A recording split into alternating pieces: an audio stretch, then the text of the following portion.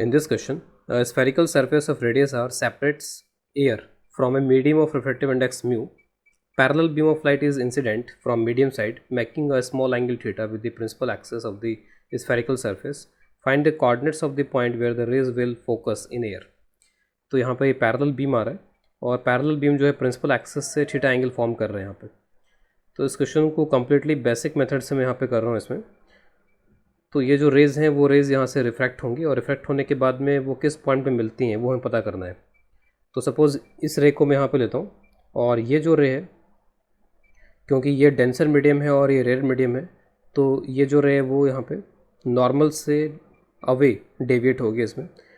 तो ये इस डायरेक्शन में जा रही थी, थोड़ा सा इसको मैं इधर की तरफ डेविएट कर देता हूँ। लेट्स से ये जो एंगल है, दिस एंगल इज़ 5।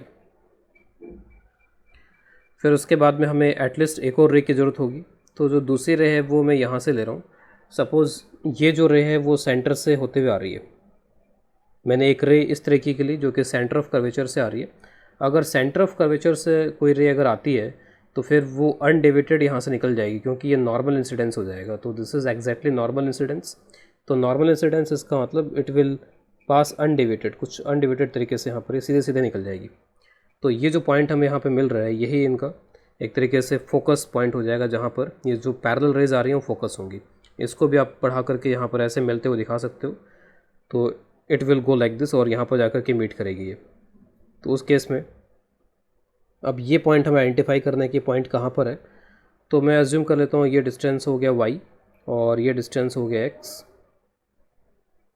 तो हमें ये x और ये y पता करने हैं, उसे हमें कोऑर्डिनेट्स पता चल जाएंगे। कोऑर्डिनेट्स इसके क्या होंगे।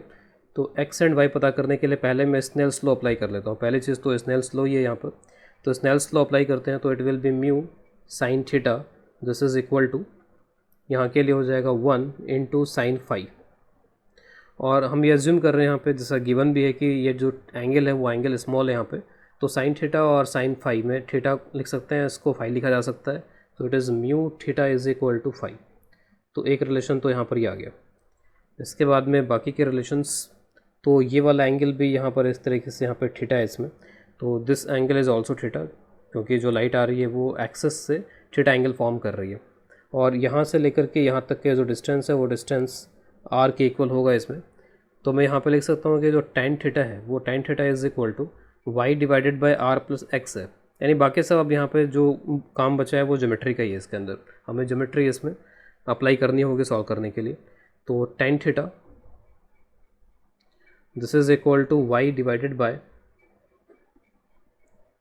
आर प्लस एक्स, और बेसिकली जो tan थीटा है वो भी थीटा के बराबर ही होगा। तो दिस इज़ सेकेंड इक्वेशन। इसके अलावा फिर फाई में एक और इक्वेशन मैं यहाँ बना सकता हूँ।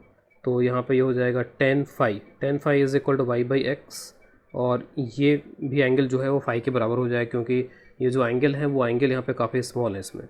तो दिस इज़ इक्वेशन नंबर 3। अब इन तीनों इक्वेशंस का यूज़ करते हुए हमें इसे सॉल्व करना होगा यहाँ पे फॉर y एंड x। हमें इसमें से y और x यहाँ पर पता करने हैं इसमें। तो इक्वेशन 2 एंड 3 में थीटा और फाई हमारे पास में है। इस थीटा और फाई को अगर मैं यहाँ पर रख दूँ तो y जो है वो न्यूमरेटर में आ रहा है, तो दोनों साइड से कैंसिल हो जाएगा। तो इसके बाद में मैं म्यू और थीटा किस जगह पे y divided by r plus x हो गया ये, और फाई किस जगह पे यहाँ पर ये हो जाएगा y बाई एक्स। तो y will be cancelled from both the sides.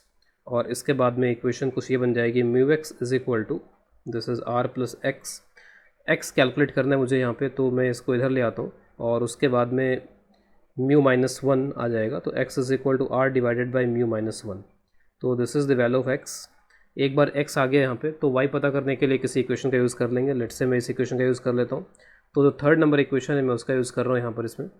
तो y जो है वो x फाई के बराबर है, और जो फाई है वो म्यू थीटा यहाँ पर एक गिवन क्वांटिटी है, तो इसके टर्म्स में आंसर ला सकते हैं। तो x फाई यहाँ पे म्यू इंटू थीटा हो जाएगा। x की वैल्यू ऑलरेडी हमने कैलकुलेट कर रखी है, वो इसमें रख लेंगे। तो this is r mu theta divided by mu minus 1। तो this is the final answer for y। Coordinates की बात करते हैं तो कोऑर्डिनेट्स के टर्म्स में तो ये कोऑर्डिनेट पॉजिटिव हो जाएगा, और ये क्योंकि बिलो द एक्स एक्सिस आ रहा है तो ये कोऑर्डिनेट नेगेटिव हो जाएगा। तो कोऑर्डिनेट्स इसके हो जाएंगे r upon mu minus 1 comma minus r mu theta divided by mu minus 1। तो दिस आर द कोऑर्डिनेट्स। जो ये x कोऑर्डिनेट का आंसर, उस x कोऑर्डिनेट के आंसर को लाने के लिए आप इस फार्मूले का भी यूज़ कर सकते हो जो स्फेरिकल सरफेस के लिए होता है। तो एक्स कोऑर्डिनेट के लिए we can use mu2 by v minus mu1 by u is equal to mu2 minus mu1 by r। तो this formula can be used. तो mu2 यहाँ पर, तो रेज कहाँ से कहाँ जा रही हैं, तो म्यू से एयर में जा रही हैं। तो ये फर्स्ट मीडियम है, ये सेकंड मीडियम है, और सेकंड मीडियम का ये 1 हो जाएगा, तो 1 बाई वी। ये जो v होगा बेसिकली वही हमारे लिए ये इमेज का कोऑर्डिनेट होगा इस एक्सिस के अलावा। mu1, और क्योंकि यहाँ पर ये पैरेलल रेज आ रही हैं तो u is infinity, this is mu2 1, mu1 is mu, और जो r होगा यहाँ पे, क्योंकि ये डायरेक्शन है और यहाँ पर जो r होगा इधर जाके मेज़र करना पड़ेगा, तो r नेगेटिव हो जाएगा, तो दिस इज़ माइनस r। तो यहाँ से आप देख सकते हो कि this will be cancelled, this is 0, 1 by v this is equal to 1 minus mu upon minus r। इसको अरेंज कर लेते हैं अगर, तो 1 minus this will be mu minus 1 divided by r, या जो v है वो हो जाएगा r अपॉन म्यू माइनस 1। तो एक तरीके से यहाँ पर इससे भी ये वाला आंसर निकाला जा सकता था, लेकिन जो ये हम ऑब्टेन कर रहे हैं, जो y हम ऑब्टेन कर रहे हैं यहाँ पर, वो तभी ऑब्टेन कर पाएंगे जो हम स्नेल्स लॉ अप्लाई करें। तो स्नेल्स लॉ हमें हर हालत में अप्लाई करना ही पड़ेगा यहाँ पर। एक तरीके से आप बोल सकते हो कि this is a focal plane. अगर पैरेलल रेज आती हैं तो अगर वो इस तरीके से इंक्लाइंड नहीं होती फिर तो सबके सब रेज यहाँ पर फोकस हो जाती, लेकिन क्योंकि ये इंक्लाइंड थी तो ये नीचे जाके फोकस हो रही हैं।